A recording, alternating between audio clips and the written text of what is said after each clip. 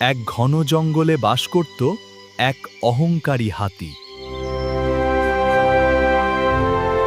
সে ছোট প্রাণীদের তুচ্ছ করত, পিঁপড়াদের পায়ের নিচে মারিয়ে দিত।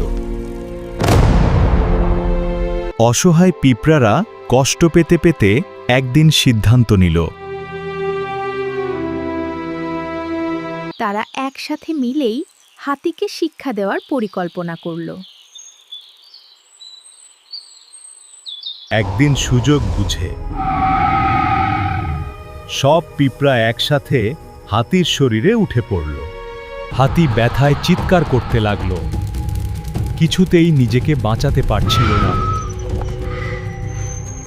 তখন সে বুঝতে পারল, ছোটদের শক্তি কখনো অবহেলা করা উচিত নয়। হাতি বিনয়ের সাথে পিঁপড়াদের কাছে ক্ষমা চাইল। কারণ একতা আর সম্মান ছোট বড় সবাইকে শক্তিশালী করে তোলে।